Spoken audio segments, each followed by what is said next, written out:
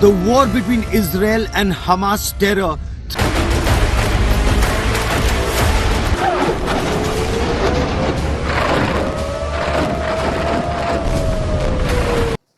नमस्कार, मैं Sudhir Asthana. Welcome to you on my channel sk.com। आज मैं आप सबों से इजराइल और फ़िलिस्तीन के बारे में बात करना चाहता हूँ। फ़िलिस्तीन आंशिक रूप से मान्यता प्राप्त राष्ट्र है। फ़िलिस्तीन लिबरेशन फ्रंट ने 15 नवंबर 1988 को अल्जीरिया के नेशनल असेंबली की परिषद में फ़िलिस्तीनी राज्य की स्वतंत्रता की घोषणा की थी। 1948 में फ़िलिस्तीन के दो टुकड़े हुए और एक नया देश इजराइल बना था। 1947 में भारत का बंटवारा हुआ था और पाकिस्तान बना। दोनों जगहों पर अंग्रेजों ने यह बंटवारा किया था। फ़िलिस्तीन लेबनान और मिस्र के बीच था। इसके अधिकांश हिस्से पर इजराइल की स्थापना की गई है। फ़िलिस्तीन राज्य वेस्ट बैंक और गाजा पट्टी पर दावा करता है। ईस्वी पूर्व 1200 में हजरत मूसा ने यहूदियों को अपने नेतृत्व में लेकर मिस्र से फ़िलिस्तीन की तरफ कूच किया। ईस्वी पूर्व 700 तक इन पर बेबीलोन क्षेत्र के राज्यों का अधिकार हो गया। इस दौरान यहूदियों को यहाँ से बाहर भेजा गया। ईस्वी पूर्व 550 के आसपास यहाँ फारस के हकमनी शासकों का अधिकार हो गया तो उन्होंने यहूदियों को वापस अपने प्रदेश में लौटने की इजाजत दे दी। सिकंदर के आक्रमण 332 ईस्वी पूर्व तक स्थिति शांतिपूर्ण रही। इसके बाद रोमनों का शासन रहा। जब दो विद्रोह हुए, दोनों विद्रोहों को दबा दिया गया। 636 ईस्वी में यहाँ अरबों का शासन आया। यहाँ अरबों का प्रभुत्व बढ़ता गया। इस क्षेत्र में यहूदी, मुस्लिम और ईसाई तीनों रहते थे। 1517 ईस्वी में यहाँ तुर्कों का शासन था। बेबीलोन के शासनकाल में यहूदियों को बहुत यातनाएं सहनी पड़ी। इनके मंदिरों को नष्ट कर दिया गया और इन्हें आज के ईरान के तरफ विस्थापित कर दिया गया। पारस के राजा कुरोस के शासनकाल में यहूदियों को अपनी मातृभूमि वापस लौटने का अधिकार मिला। पारसियों ने यहूदियों को अपना मंदिर बनाने की अनुमति दी। सिकंदर ने 330 ईस्वी पूर्व फारस पर अधिकार कर लिया। ईसा पूर्व 100 के आसपास यह रोमन साम्राज्य का अंग बना। रोमन लोगों के अपने देवी देवता थे। वे यहूदियों को बागी के रूप में देखते थे। ईसा मसीह ने ईसाई धर्म का आरंभ किया। 313 ईस्वी के पहले रोम के शासकों ने ईसाइयों को बहुत प्रताड़ना दी। रोमनों, फारसियों, अरबों के बीच कई युद्ध हुए। मोहम्मद साहब के मरणोपरांत फारस पर अरबों का अधिकार हो गया। कालांतर में ईरान में इस्लाम धर्म आया। कई राजनीतिक कारणों से ईरानी शिया बने जबकि अरब वाले सुन्नी बने।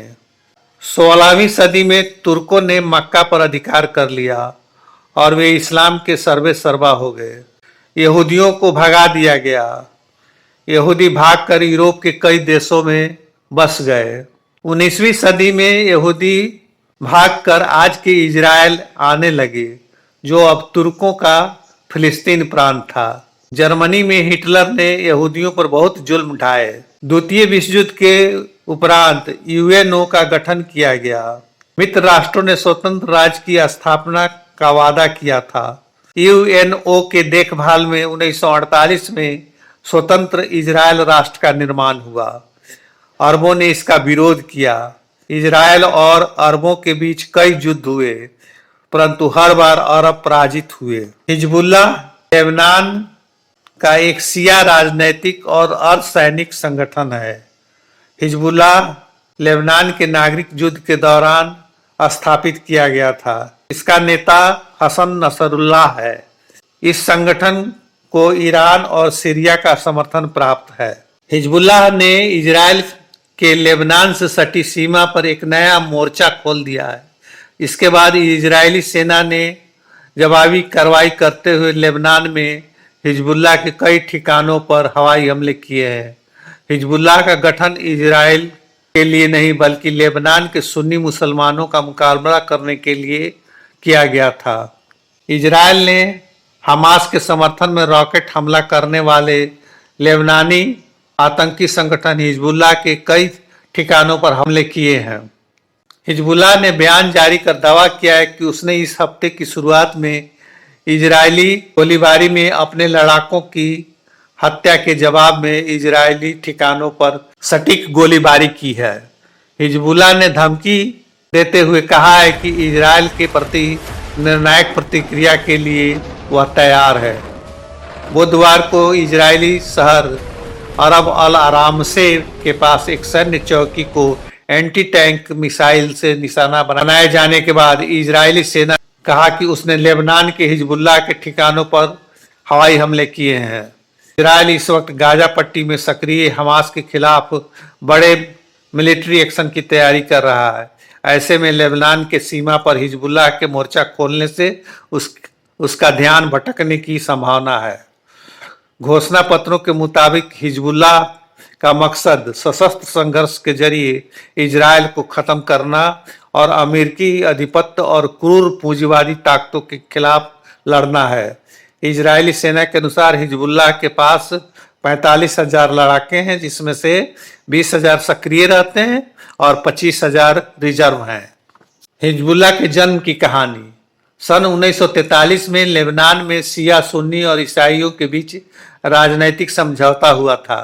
इसके तहत सुन्नी मुसलमानों को प्रधानमंत्री, ईसाइयों को राष्ट्रपति और शिया मुसलमान को संसद स्पीकर का पद दिया गया था। ऐसे में लेबनान का प्रधानमंत्री केवल सुन्नी मुसलमान ही बन सकता था। वहीं राष्ट्रपति का पद ईसाइयों के लिए आरक्षित हो गया। शिया मुस्लिम सिर्फ संसद का स्पीकर बन सकता था। यह समझौता करीब 25 साल तक चला, लेकिन फिलिस्तीन से सुन्नी मुसलमानों के आने के कारण लेबनान में धार्मिक समीकरण गड़बड़ाने लगे। यही कारण था कि शिया मुसलमानों को लेबनान की सत्ता से बेदखल होने का डर सताने लगा। लेबनान की सत्ता से बेदखल होने के डर से 1975 में लेबनान में शिया और सुन्नी मुसलमानों के बीच भीषण गृह युद्ध शुरू हो गया। इस दौरान फिलिस्तीनी लड़ाके मौके का फायदा उठाकर दक्षिणी लेबनान से इजरायल पर हमला करने लगे, जिसके बाद जवाबी कार्रवाई में 1978 में इजरायल ने लेबनान के कई हिस्सों पर कब्जा कर लिया। 1979 में शिया बहुल ईरान में सरकार बदली और उसने लेबनान में कमजोर पड़े शियाओं को हथियार देना शुरू किया। इस कारण लेबनान में एक बार फिर शिया मुस्लिम मजबूती से उभरे और हथियारों के दम पर लेबनान पर पूरी तरह से कब्जा कर लिया। 1982 में हिजबुल्लाह अस्तित्व में आया। इसमें लेबनान के सताए हुए शिया लड़ाके भर्ती हुए। ईरान ने उन्हें इजरायल के खिलाफ इस्तेमाल करना शुरू कर दिया।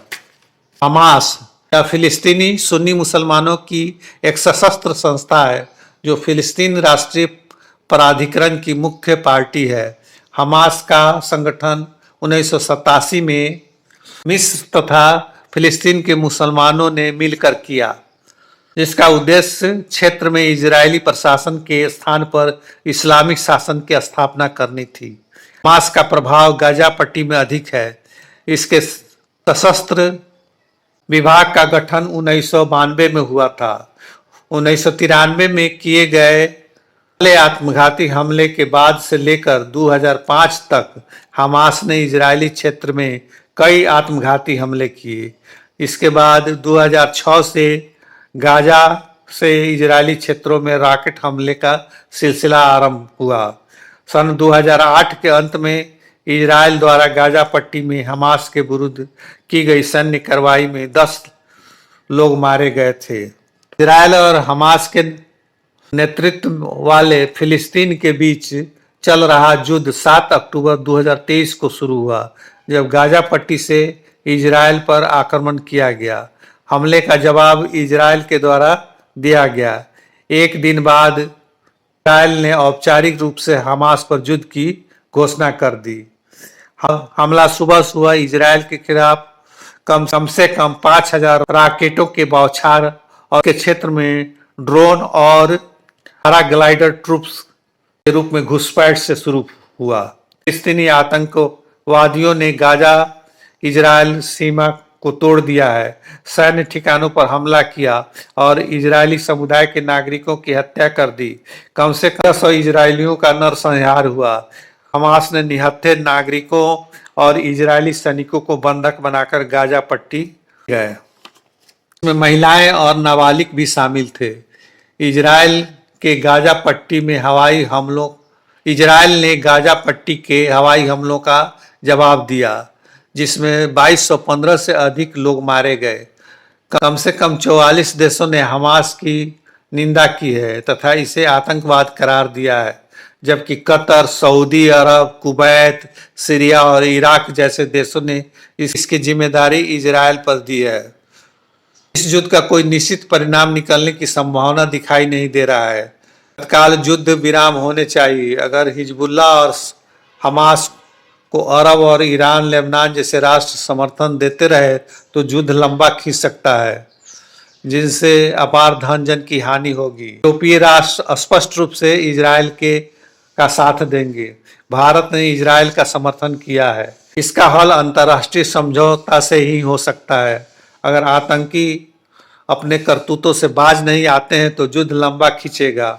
हालांकि विश्व युद्ध नहीं होगा, क्योंकि सभी परमाणु युद्ध के खतरों से वाकिफ हैं। हाल ही में एक अस्पताल पर बमबारी हुई है, जिसमें सैकड़ों लोग मारे गए हैं।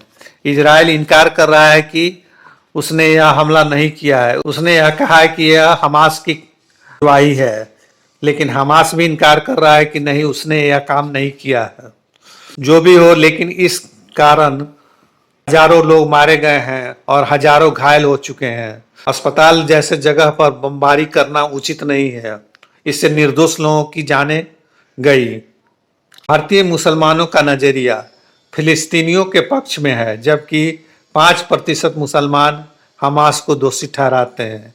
यहाँ का मुसलमान तो फिलिस्तीन को मुसलमान देश होने के कारण समर्थन कर रहे हैं, जबकि पीओके के मामले में वे कुछ नहीं बोलते हैं, जिससे पाकिस्तान ने जबरन कब्जाए हुए हैं और वहाँ के मुसलमानों पर अत्यधिक अत्याचार करता है। भारतीय मुसलमान उस समय भी नहीं बोले जब कश्मीर के मुसलमानों ने 9 लाख कश्मीरी पंडितों को कश्मीर के घाटी क्षेत्र से भगा दिया तथा कितनों की हत्या कर दी। और न भारतीय मुसलमान पाकिस्तान समर्थित पत्थरबाजी करने वाले नौजुवकों की निंदा करते हैं, बल्कि जब वे मुसलमानों पर जुल्म होता है दुनिया के किसी देश में तो प्रदर्शन करने लगते हैं, नारेबाजी करते हैं। जबकि मुसलमान कहीं अत्याचार करते हैं तो उस समय उनकी जुबान बंद हो जाती है। फ्रांस जब मुसलमानों पर प्रतिबंध लगाए तो भारत में भी फ्रांस के राष्ट्रपति मैक्रोन के खिलाफ प्रदर्शन होने लगे।